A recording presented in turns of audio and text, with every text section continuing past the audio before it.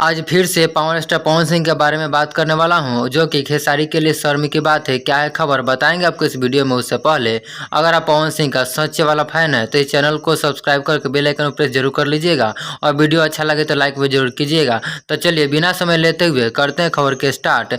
दोस्तों मैं आपको बता दूँ कि पावर स्टार पवन सिंह और ट्रेंडिंग स्टार खेसारी लाल कहे जाते हैं, लेकिन पवन सिंह के सामने ट्रेंडिंग स्टार जो खेसारी लाल कहे जाते हैं उनका गाना फीका पड़ रहा है। क्योंकि आप देख सकते हैं यहाँ पे पवन सिंह का गाना आया है पटना के घाट, जो कि 2 नंबर पर ट्रेंड कर रहा है और वे म्यूजिक कंपनी से रिलीज किया गया है 2 दिन पहले, जिस पे काफ़ी ज़्यादा व्यू आ गया है। जो कि आप देख सकते हैं स्क्रीनशॉट में बार बार दिखा रहा हूँ आपको।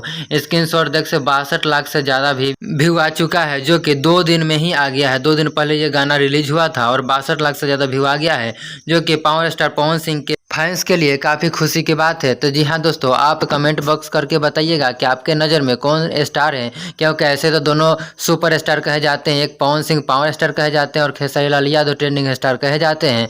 बट आप कमेंट बॉक्स करके बताइएगा कि आप किसका सबसे ज़्यादा फैन है और कौन स्टार का गाना आपको सबसे अच्छा लगता है।